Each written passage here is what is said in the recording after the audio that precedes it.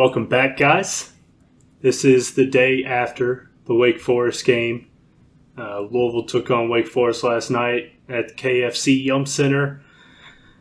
And boy, were we in for a doozy. That was a very emotional start to the game, lackadaisical. Team came out, seemed like they just thought they'd walk in, get the win, go home, be an easy peasy, lemon squeezy kind of game. That did not turn out to be the case. They were not ready for defense. Hands were not in the face of shooters. Wake Forest came out in the first half, shot 60% on the field, were hitting threes. They were making Louisville's defense look very mediocre when it's a top 20 defense in the nation. Chris Mack took them into the halftime, took them into the locker room, put a little fire under their ass, and got them going. They came out second half, and boom, started up. We really boomed them in that second half. I went from tweeting WTF, what is going on, to this is the best team I've ever seen in the first 7 minutes of that second half. I was really impressed with the way they came out and started firing in that second half. Few points before the game that I really wanted to talk about were who was going to step up, because I felt going into this game that this was going to be a lackadaisical game.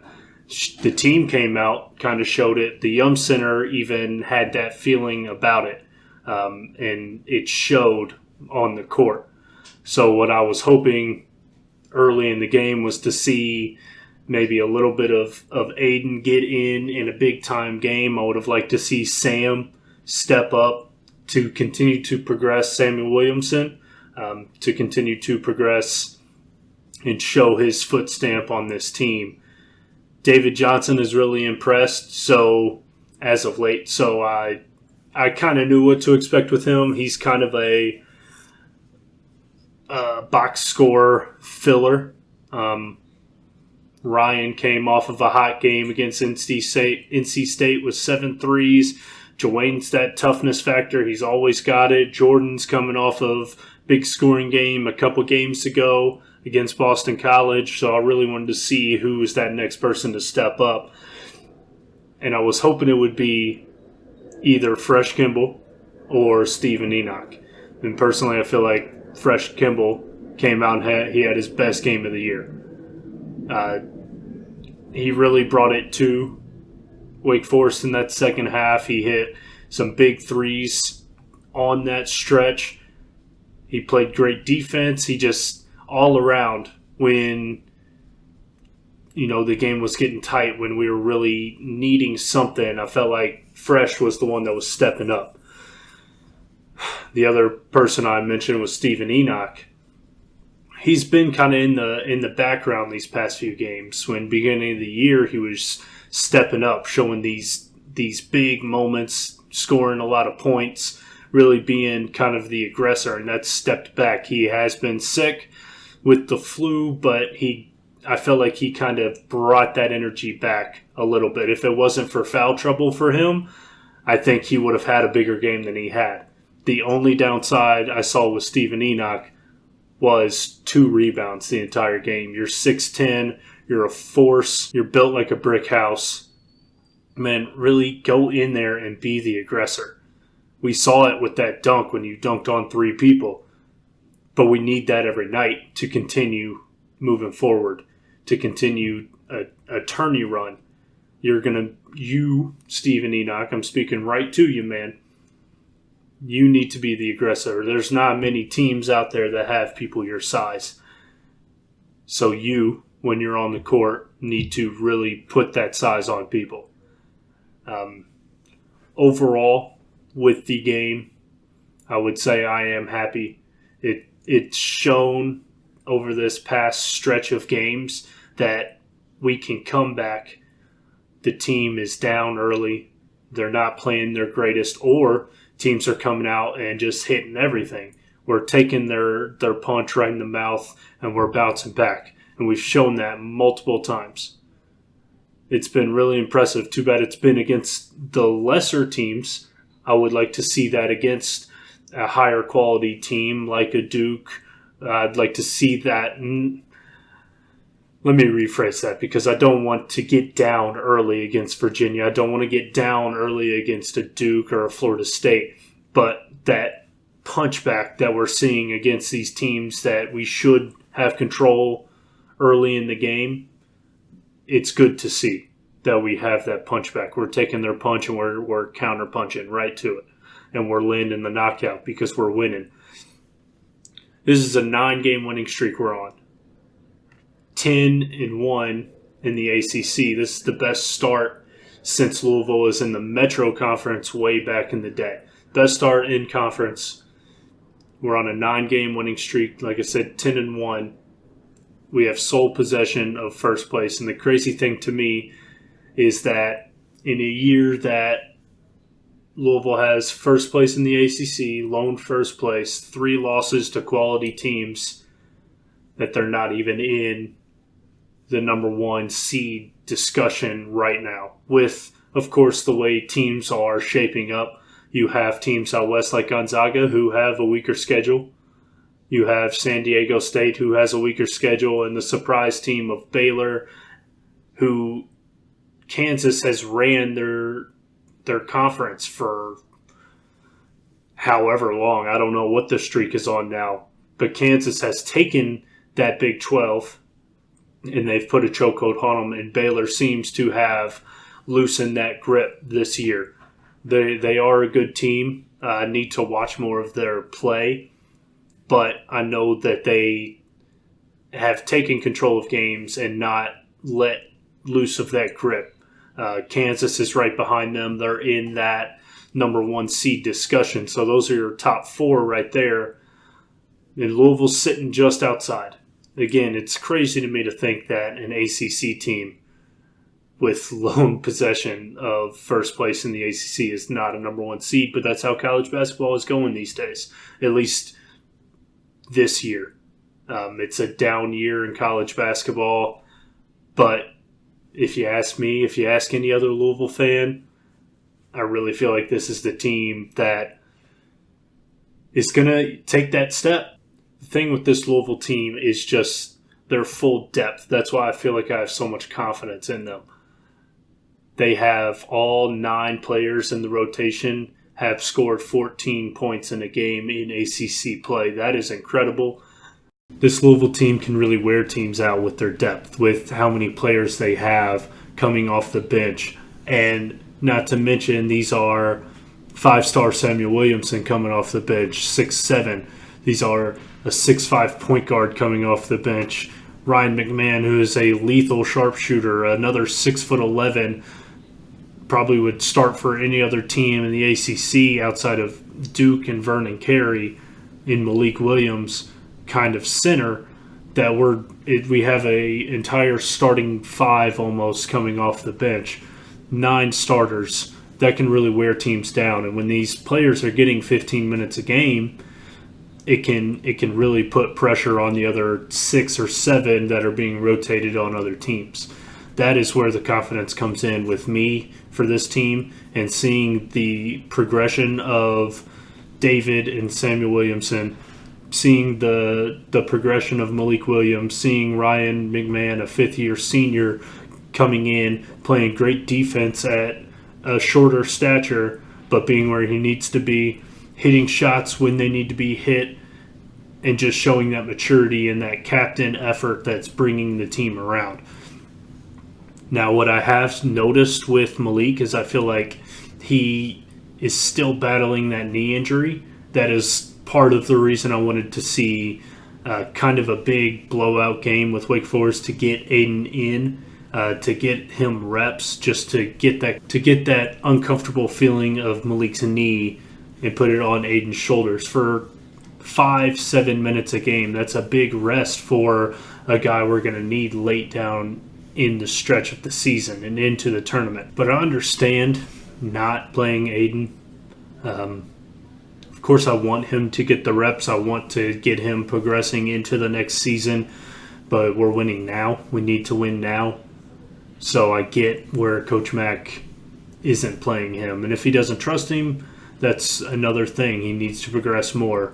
I wish if that was the case, we could have taken a red shirt with him. But there's been obstacles in the way with Malik injured early in the season. Now Malik's getting a little banged up later on. Steve, I'm sure, is getting tired. But those two-headed monsters coming off the bench for, that rotation is great for them with Steve and Malik. Another thing that has been coming to my attention with David Johnson and he is great, fantastic player. I think he is a future face of the program for this Louisville team if he does not move on to bigger and better things, because he truly is progressing. Is seeing him kind of cut down on the turnovers. He makes great passes. His 3 turnovers can be outweighed by, his 5 points and his 3 assists. Just because of how flashy he is, the ball movement on the offense is much better with him in there. He just can make so many different things happen, attacking the lane, playing the pick and roll, hitting the wings as their defenders crash down on him and on Malik on that roll game. He's able to find them at his height in their picture-perfect passes right in the basket. But he does have tendency to play a little bit in front of himself and see things before they happen or see things before the other players happen, which cause turnovers. So I'm not trying to get on him all that much. He is a much better basketball player than I am, so he sees things better. It's just getting him in that comfortability and making the right decisions and getting out of those kind of freshman woes. And I think with those turnovers that David makes, it's kind of a team effort with that. We do turn over the ball a lot, which is not good. We need to value the ball. We play great defense.